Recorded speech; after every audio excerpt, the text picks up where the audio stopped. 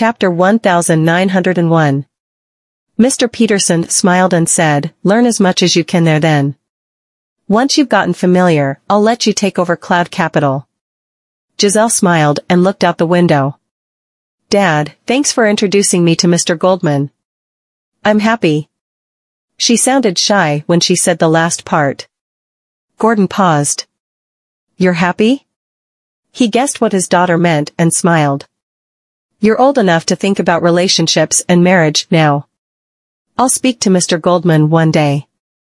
Giselle blushed. "Thanks, Dad." At the filming location, Hannah Salvatore followed Daisy around, trying to learn about acting from her. Hannah used to be so against her in the past, yet she stuck around like a lost kitten now. That was such a drastic difference. "Daisy, I got to take advantage of Susan, thanks to you." Hannah had been checking Twitter religiously. The argument between Mitchell Santos and Susan Hotch was out of control.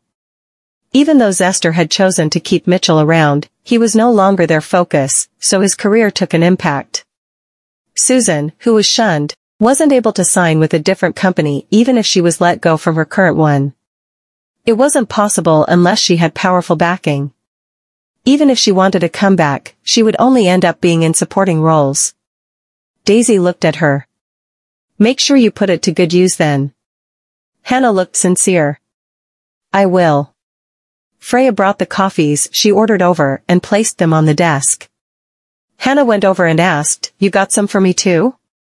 Daisy handed the coffee to her, and Hannah took it with a smile. "Daisy, you're such a nice person." The crew called for Hannah, so she took a few sips and got up. "Yes, coming." She turned around and said to Daisy, "It's my turn now." After Hannah left, Daisy put her hand under her chin and chuckled. Freya turned to look at her. "Why are you chuckling?" She happily said, "She's a lot like me when she's working hard." Hannah was close with James in the industry. She had been so against Daisy initially because she felt things weren't fair for Amy. Now that she was at Zester, even though she wasn't famous yet, she would grab any chance that went her way. She was an ambitious woman. And when it came to being ambitious, it would naturally link to James, who was the opposite. Daisy suddenly looked at Freya because she didn't know if she should tell her. But when she thought about it, it was best not to interfere with relationships. If James really had feelings for Freya, and if she felt the same, they would eventually get together. However, based on their interaction, it seemed that it was one-sided on James' side. Daisy opened up the cover of the coffee cup and suddenly saw someone. In the next instant, she shot up. "Mom?" Daisy didn't expect to see her mother visiting her on set. Freya was surprised when she turned to see the woman walk over.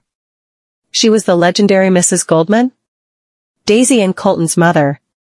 Time didn't seem to have touched Maisie because she was still young and beautiful, except she looked gentler compared to when she was younger. Her eyes looked so similar to Daisy's. Daisy walked toward her. "Mom, why are you here?" She stopped and smiled.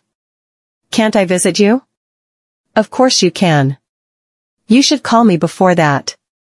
If you were blocked at the door, Dad would get angry." Maisie laughed. "Who's going to stop me from visiting my daughter on set?" Chapter 1902. Maisie looked at Freya, who was standing not too far away. "You said you were going to bring her to see me, but I think you've forgotten about me." Daisy suddenly remembered and immediately asked Freya to come over. "Mom, this is Freya Pruitt." Freya looked cautious. "Hello, Mrs. Goldman." Maisie smiled. "There's no need to be nervous. I don't bite. Daisy mentioned you when she was in Yarramore and said that you helped her a lot. I've always wanted to meet you." Freya lowered her head. "It's nothing. It's important to me." Freya was surprised and looked up into Maisie's eyes. Maisie looked at her. Before Daisy started working, everyone at home pampered her. When she and Colton went abroad to study, I was worried she would be manipulated, just like Lisa did. However, you've greatly helped her in Yarramore and treated her sincerely. I appreciate you." Freya smiled. "Daisy was nice to me first and helped me too. Daisy grabbed Maisie's arm. Mom, do you finally think I have a good taste now? Maisie said, then why didn't you bring your friend home even when she's in Basburg? Freya is shy. She's not like Colton. Don't talk behind your brother's back. It's true. Freya, James, and I were having a meal at a restaurant, but Colton suddenly brought Miss Peterson over. He's definitely more thick-skinned than I am. This incident embarrassed her the other day. He had caused Freya to leave in anger, so she had to bring her back to her filming location. Maisie was curious. Which Miss Peterson? Daisy said, Giselle Peterson. Maisie suddenly remembered. Mr. Peterson's daughter. Since when was Cole close friends with her? Giselle was Gordon's daughter. There wasn't a problem if they were close friends, but Colton had only been focused on work for the past 3 years and didn't seem to have been in contact with any woman. Had he finally changed his mind? Daisy crossed her arms. That doesn't mean anything. He ditched Miss Peterson that day and left. With that mentality, he's never going to get married. Freya was just standing there awkwardly because she didn't know if she should leave or stay. Maisie noticed her uneasiness and said, You're not really respecting your brother by complaining about him in front of Freya. He bullies her. Daisy complained to her mother now that she had come to visit. Maisie was shocked. Your brother bullies Freya? Freya said, No, not at all. Daisy and Maisie looked at her, and she immediately explained, There were some misunderstandings between Colton and me, and we just can't stand each other. It's not really bullying. Daisy leaned close to her and whispered, Freya, stop defending him. I know he crossed the line sometimes and would verbally attack you. If my mom takes action, he will never do that again. Freya knew Daisy was being nice, but she was afraid that things wouldn't end well for her. Maisie knew that Daisy was just protecting her friend by ratting Colton out. However, looking at the uncomfortable-looking Freya, she knew she was probably afraid that Colton would take this the wrong way. Chapter 1903. Maisie knew that Colton would even criticize his father, but she was also well aware of his personality. He wouldn't just criticize someone without reason. When he hated Lisa, he would just ignore her instead of attacking her. That proved he would simply ignore the people he hated, but those that he would criticize meant something else. Freya saw that Maisie was staring at her and felt chills running down her spine. She felt uneasy. Freya and Colton's relationship was complicated, and she didn't want anyone to know about that, especially the Goldmans. Daisy wanted to help her, but the Goldmans might think that Freya was complaining to Daisy. Colton would probably think the same. She thought that wasn't too bad. It would at least end their complicated relationship so that she could just keep all that in her heart. At that moment, Maisie suddenly spoke. Freya, come to have dinner with us, with Daisy. You came all the way to Basburg for her and aren't familiar with this city. You will at least not feel lonely if you come over often. Freya paused, then remembered something and looked down. Thanks for your invitation. I'll have to find time for that. Maisie understood that she was rejecting her, so she didn't insist. All right, we'll see. That evening, at the Goldman mansion, Nolan and Nicholas had gone to Octavia and would only be back after 2 days. When Colton got home, it was quite early, but Maisie and Daisy were already having their meal. Maisie raised her brows. You're back early. There wasn't much going on, so I came back. He removed his coat and handed it to the help. He then washed his hands and took a seat at the dining table. I went to visit Daisy. Colton stopped and looked toward Daisy. If she went to visit Daisy at the filming location, she probably saw Freya, too. Daisy stuck her tongue out at him.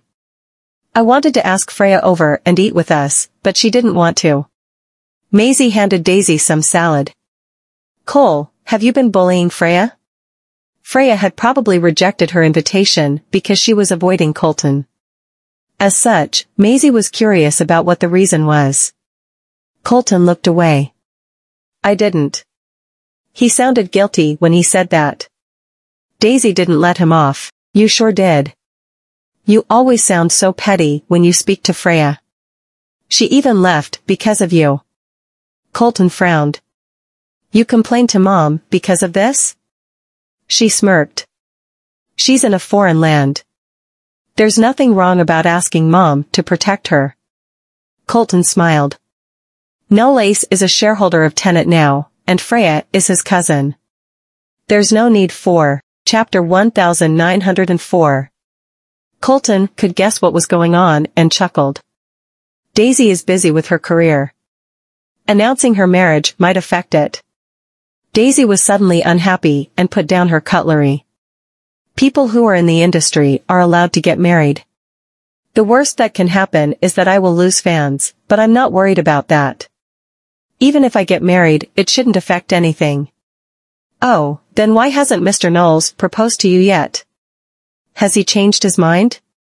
Daisy gnashed her teeth as she knew he was attacking her because of her complaint. She took a deep breath and forced a smile. Colton, why don't you mind your own business? You incel. Colton smiled. Who's an incel? Whoever answers is the incel. She then got up and went upstairs. Maisie helplessly shook her head. They were acting like rugrats. Colton, angering your sister won't do you any good. Colton was casual about it. What could go wrong? Maisie placed down her cutlery and asked him, You're not exactly young anymore. When are you going to start dating? He was stunned and then pressed his lips together. There's no rush. Maisie put her chin on her hand. I heard that you're pretty close with Miss Peterson. Are you dating her? He didn't hesitate to answer, no. Are you seeing anyone then? Colton suddenly went quiet, which made Maisie speculate. Let me guess. I'm done. Colton cut her off and went upstairs. Maisie saw that he didn't touch his food, so she smiled. That was easy to guess. Since he didn't deny it, it meant he admitted to it. When Colton was on his way back to his room, he passed by Daisy's room and stopped. He remembered what Daisy had said, rubbed the bridge of his nose, and knocked on the door. Daisy opened the door, and her face dropped when she saw it was him. What? Do you need me to nudge Nolace to propose to you, so you don't need to worry about it? It would be better if he didn't speak, because Daisy closed the door once he did. Colton stood out there in silence. The next day, Colton sat in front of the computer, trying to find out how he could make his sister happy. When Daisy was young, making her happy was easy. Getting her some food or presents would work, but now food and presents wouldn't work anymore. He crossed his fingers, rested his chin on them, and then squinted. Did he have to speak to Nolace? He could see how he would mock him for not being able to make his own sister happy. His assistant, Leonardo Pritchard, walked in. Mr. Goldman, I've looked up villas as you've ordered. There's a villa that went on sale recently in Taylorton. It's a brand new place. Taylorton wasn't far from the Basewave port. It was a busy area between the Basewave port and the city center. It was a new township and was in a good location. When it was starting up, the price of houses in that area was around $800,000, but since not a lot of people appreciated it, there weren't a lot of buyers. Those who didn't appreciate it regretted it now. Leonardo cautiously asked, Are you sure you want to buy it, Mr. Goldman? Colton frowned. Did I hesitate? Leonardo immediately called the seller, and that person said something that made him look upset. It's listed as on sale. How could there be a mistake? Chapter 1905. Colton raised his eyebrows. What's going on? Leonardo covered the phone and looked troubled. Mr. Goldman, the realtor said that that villa was sold 2 days ago. Colton and Leonardo went to the sales gallery and were warmly welcomed by the manager. After he found out why they were there, he could only smile sourly. Mr. Goldman, I'm so sorry. This happened because my team wasn't properly informed. The villa had been sold 2 days ago, and the realtor forgot to remove the ad after the paperwork was finalized. Thus, this caused a misunderstanding. It would be alright just to apologize if it were any other person, but this party was the second heir of the Goldmans, the hardest to deal with. Colton sat down on the couch while someone poured him a cup of coffee. Who bought it? Leonardo looked at him in surprise. Was he going to buy it from the buyer? The manager awkwardly said, Why don't I help you find out? Even if the buyer was somebody prominent, it was best not to offend the Goldmans in Bassburg. Meanwhile, at the private pool, Knowles emerged from the water, wiped the water away from his face, and swam to the shore. Light refracted from the glass and shone on the water. Water droplets ran down his robust upper body muscles while climbing out of the pool. Edison took a call while Knowles picked up the towel and wrapped it around his waist. What's going on? After Edison hung up, he walked over. The realtor's office made a mistake regarding the villa you bought in Taylorton. Mr. Coleman Goldman saw it and seems to want to buy it from you. Colton probably didn't expect the buyer to be Knowles. Knowles picked up another towel to dry his hair, walked to a folding chair, and sat down. He then casually picked up a wine glass. So the realtor wants me to sell it to him? Edison looked down. We're not locals here. In Bassburg, they're very afraid of the Goldmans' power. People bend over backward for them. Knowles smiled. I'm half a local. He was the Goldmans' son-in-law. Edison looked up. Do you mean? Knowles slowly drank his wine and calmly said, Tell the realtor that I'll let it go if Colton pays $15 million for it. Edison smiled. Knowles had picked up on the Goldmans' habits. Nolan was cunning with his business and would fool people that he knew. Now his son was going to be fooled by his son-in-law. Edison contacted the realtor. After Colton was informed, his face dropped. Leonardo was rendered speechless. $15 million? He must be crazy. The manager of the realtor company wiped his brows because he knew he was in trouble. Not only was the buyer not afraid of the Goldmans, but they were also trying to squeeze them. Since the villa had already been purchased legally, unless the person was willing to sell it, the Goldmans wouldn't be able to take it. However, asking for $15 million was a challenge to the Goldmans. Colton could guess who was behind this extortion. No one would dare do that other than Knowles. He put out his hand. Give me the phone. The manager handed the phone to him, and Colton personally made the call. Edison picked up, and Colton immediately said, Put Knowles on the phone. Chapter 1906. Edison passed the phone to Knowles. Knowles answered the phone and said, It seems like you know it's me, Colton. Colton gnashed his teeth before asking, Are you very poor now, Knowles? How could you scam my money? Knowles chuckled and said, I just want to see how much you want this villa. After all, you're not getting the villa if you don't pay enough for it. Colton took a deep breath and said, We'll be seeing each other a lot from now onward, so you shouldn't burn your bridges in case you need them in the future. Knowles knew what he was hinting at and chuckled. I doubt you have a say in this. Have you ever asked your sister about it? Don't you ever think of dragging my sister into this. Are you giving this villa to someone? Colton was stunned and replied stiffly, It's none of your business. Then I guess there is no need for us to continue this conversation anymore. Knowles hung up the call, and he could imagine how dark Colton's expression was on the other end of the line. Colton returned the phone to the manager, turned around, and left. The manager watched as they disappeared from his vision and heaved out a sigh of relief.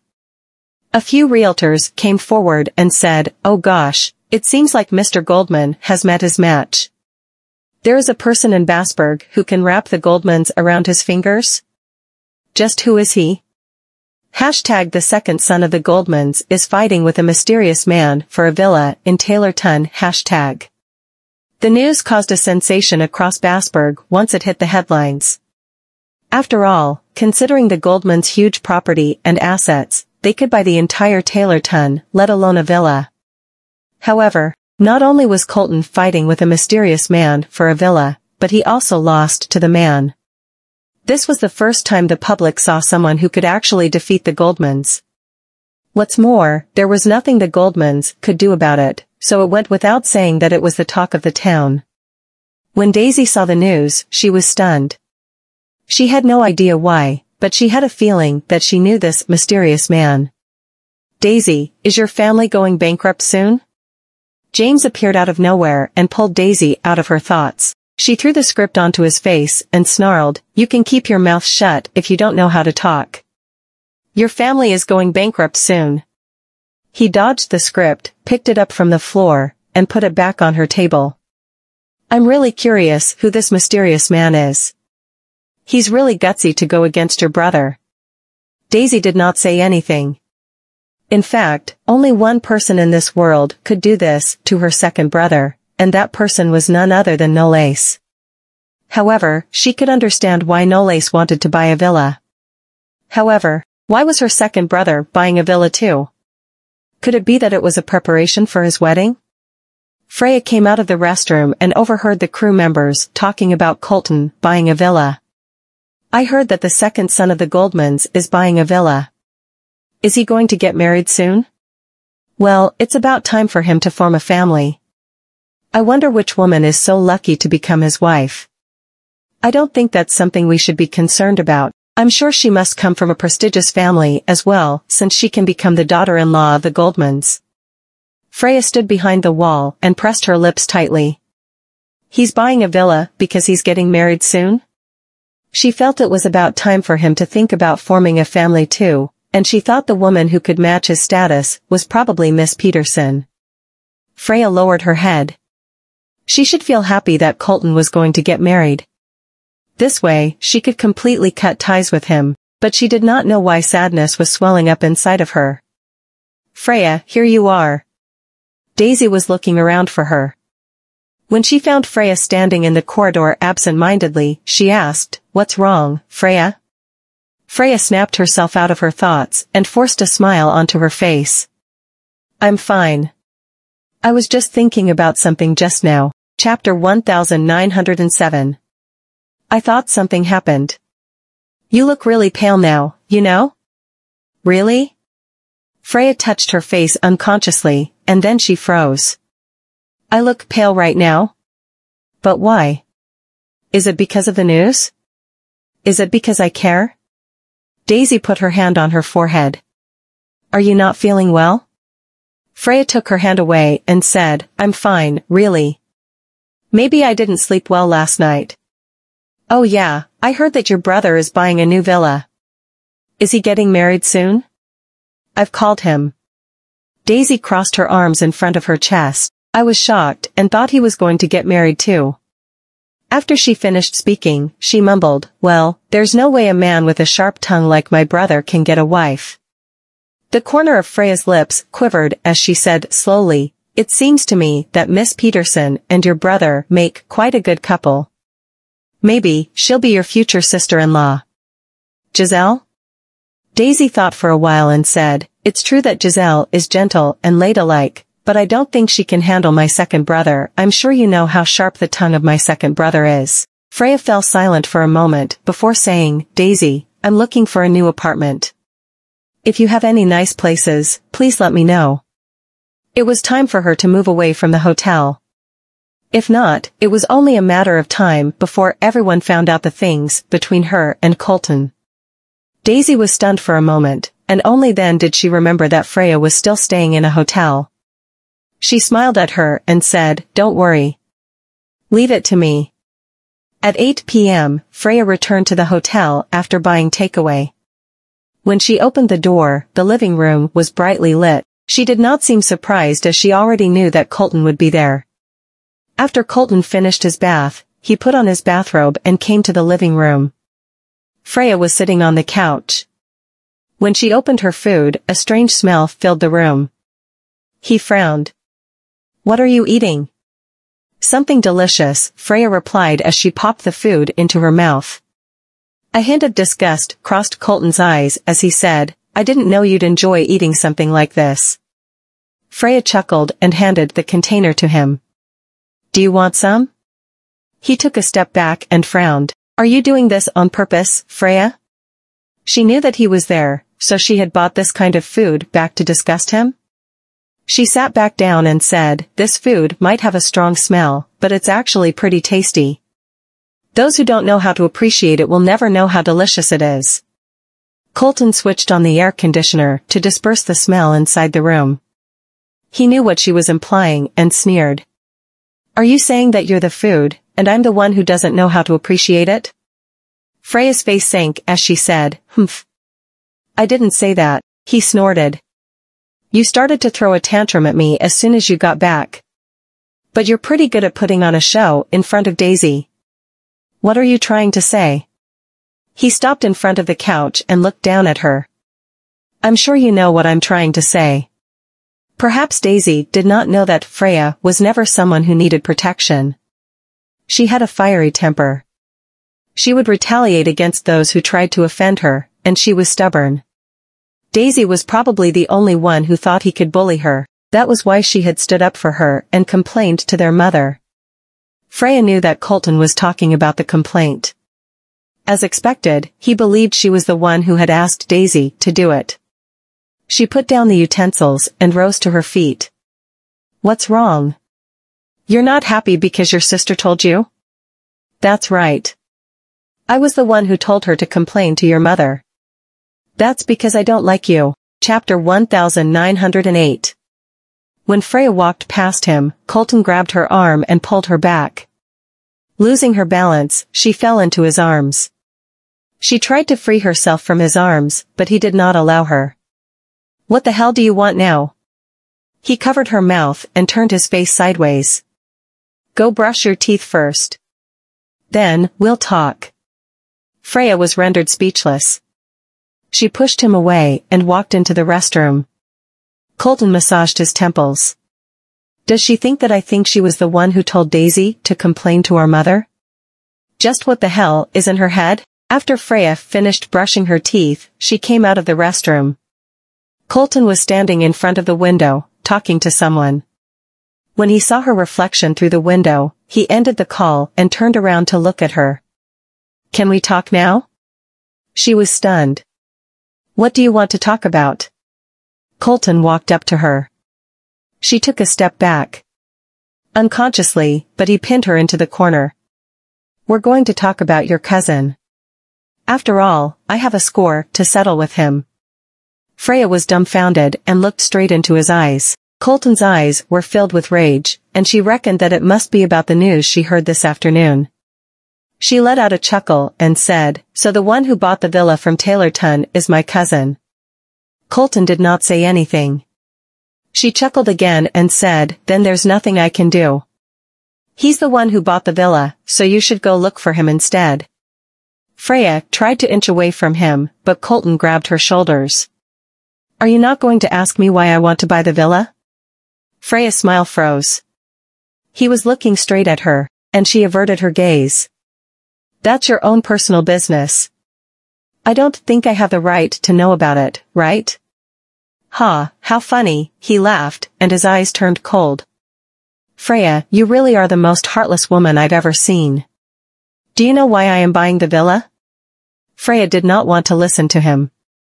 She tried to get away from her, but Colton secured her tightly in his arms. He lowered his head and planted his lips on hers. Freya was stunned. Before she could come around to her senses, he pried her teeth open with his tongue, and his breath instantly enveloped her. She put her hands on her shoulders but couldn't push him away. In the end, she succumbed to her desire. The sky outside the window was dark, and the window screen swayed along with the wind, shrouding the intimate activity inside the room. Freya buried her reddened face in the pillow.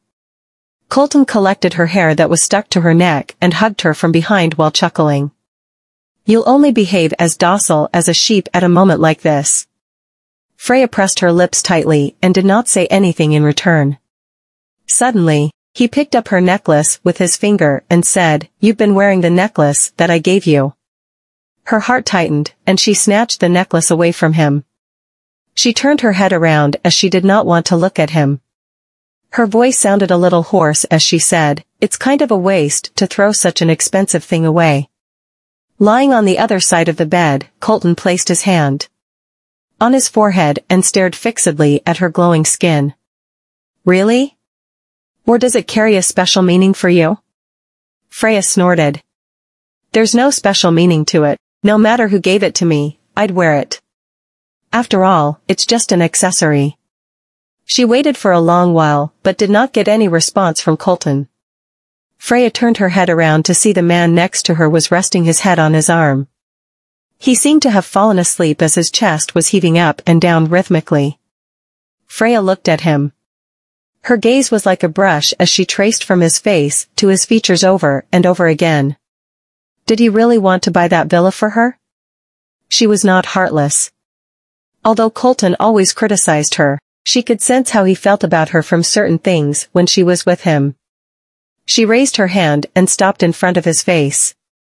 Unfortunately, the distance between us is too great, she mumbled. Neither of them could take that step as both of them restrained themselves. Chapter 1909. 2 days later, at the Goldman mansion. Noland saw the news after returning from Octavia. He tossed the magazine on the table and raised his head to look at Colton and Knoles sitting opposite of him. What were you two thinking? Colton looked at Knoles and said, ask him. Knoles just smiled and did not say anything. Nolan leaned against the back of the chair and crossed his legs. He gnashed his teeth and smiled. You two made the headlines just because of one villa, and now the villas in Taylorton are selling like hotcakes because of what you did. It seems to me that you two are really good at helping others to improve their business. Everyone wanted a villa from Taylorton after Colton and Knoles started fighting for a villa there. It was like a free advertisement for Taylorton. Knoles picked up a cup and said, Don't be angry, Uncle Nolan. Since Taylorton has the guts to take advantage of the news to bring up the price, considering your family's financial status, it shouldn't be a big problem if you want to acquire it. Nolan lifted his eyelids and looked at him. Then why didn't you acquire it? Knoles had a lot of connections in the entertainment industry of Zlokova. His business in Yaromor flourished, but he kept a low profile, and few people knew about it.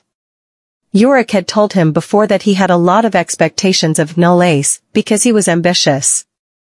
Not only that, but he was also good at formulating plans and gaining support from other people. It had only taken him 3 years to get rid of Donald and acquire all of his industries. In the world of fame and fortune, he was very good at playing dumb as well. He was even better than Colton, and Waylon was the only person who could go up against him. It was fortunate that he was his son-in-law. Nolan surmised that things wouldn't end well if he was his enemy. Knoles smiled faintly and said, It's because it doesn't matter whether I acquire it or the Goldmans acquire it. He put down the cup and continued. After all, we're a family, right? Nolan snorted. Ha, such a wordsmith.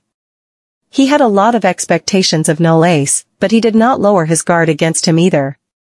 After all, Knoles was a strong opponent, and nobody wanted to lead a wolf into the house. Besides, Knoles had made his position clear after what he said. He wanted the Goldmans to acquire Taylorton so that they could save their face. Nolan had to admit that Knoles was indeed thoughtful.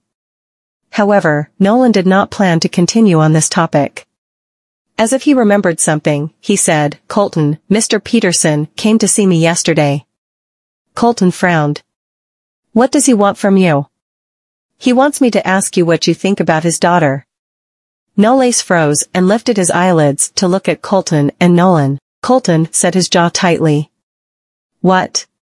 Nolan shifted himself into a comfortable position and placed his hand on his forehead. Giselle seems to have a thing for you, so Mr. Peterson asked me what I think about it. And now I'm asking you. Before Colton could say anything, Knoles let out a chuckle and said meaningfully, Congratulations, Colton. You finally have a woman who likes you too. Colton's face turned grim, and it took him quite a while before he said, Dad, I don't have those kinds of feelings toward Miss Peterson. I don't plan on getting married either. After he finished speaking, he rose to his feet. Knoles stayed with Nolan for a while, before he left the mansion. When he saw Colton standing in the courtyard, he smiled, Are you waiting for me? You did that on purpose, right? Nole smiled calmly and said, "Of course, I did not. The Petersons are one of the Goldmans' business partners, and now Miss Peterson has a thing for you. If you're getting married, shouldn't I congratulate you?" Colton gazed at him as a surge of emotions stirred in the depth of his eyes. Even though the Petersons and the Goldmans were business partners, he had never thought of marrying Giselle. However, if his father wanted him to marry her, there was nothing he could do about it either. Chapter 1910. Nolais lowered his gaze and smoothed out his sleeves. "Could it be that you're going to acknowledge Freya?" Colton's eyes turned cold. "What do you mean?" "I'm sure you know what I mean." Nolais raised his head and looked at Colton meaningfully. "Your ambiguous relationship and the disparity between you are obstacles to her. She doesn't dare to take the first step, while you don't want to. So, it's best to end it before it's too late." Nolais walked past him toward his car. Edison opened the door for him. Suddenly, Colton's voice rang out. "Do you think you know the things between her and me very well?" 3 years ago, she had been the one who blocked him and avoided him. He had never been toyed with by someone like that before. She was the one who refused to admit their relationship. Nole stopped in front of his car and said without turning his head, "I don't know what is going on between you two, but I know her well. Do you think she'd misunderstand if you were willing to talk to her about it? You refuse to pocket your pride and always keep a superior attitude. You're the one who distances yourself from her, and even if she wants to get closer to you, there's nothing she can do." He sat into the car, and Edison drove the car away from the Goldman mansion. Colton froze and fell deep in thought. Meanwhile, Edison stopped the car near the shooting site. After Daisy finished her part, she came out immediately without changing out of her costume when she received his text message. She opened the door and went into the car. Edison came out of the car and went to the convenience store nearby. Nolais handed the snack he had bought for her along the way. It was a custom-made low-fat cupcake from a dessert brand store, and Daisy took it with a smile. "How did you know that I'm hungry?" She opened the box and couldn't wait to taste it with a fork. Nolais collected her hair behind the back of her ears to reveal her pretty profile. "Are you not worried that the people from the shooting site will see you if you don't change out of your costume?" asked Nolais. She raised her head and replied, "Well, I don't really mind." After all, if they saw her with Nolais, all she would need to do was just admit it. Nolais' smile broadened as he said, "It seems like you're going to make our relationship public soon." Daisy paused for a moment, and it took her a while before she looked at him. "Do you not want to make our relationship public?" He squinted. "Have I ever said that?" "Then, you." Daisy came to an abrupt stop. She did not know if she should talk with him about their marriage or not. What if he did not have the intention of marrying her? Nolais went closer to her and looked at her intently. She lowered her head and said in a low voice, "Why have you not proposed to me yet?" After both of them fell silent for a while, Nolais let out a chuckle. "Finally, Daisy. You finally want to marry me." She was stumped. "You're the one who said you want to marry me." "Yes, I'm the one who said it, and I've wanted to do that for a long time." Daisy was stunned when she met Nolais' deep gaze. Nolais caressed her cheek and focused on her face. Her skin texture and even her pores looked lovely to him. "I won't force you." "Let me rephrase. I'll wait until the moment you're ready." He had planned to make her himself slowly, so he was not going to rush his plan. After receiving the Best Actress award, Daisy was at the prime of her career. He did not want to force her to give up on her career through marriage. He knew what she wanted and respected her decision. Even if she did not want to marry now, he was willing to wait for her. After all, he knew there was no way she could escape from him. Daisy seemed to know what he was talking about and turned her face sideways. "Are you waiting for me to ask you to marry me?" He smiled. "It seems like you've gotten smarter." She punched him out of rage and turned her head away. Nolais grabbed her into his arms, and a peal of laughter escaped from his throat. "So, do you want to get the marriage certificate with me now, Miss Vanderbilt?" She was stunned and raised her head.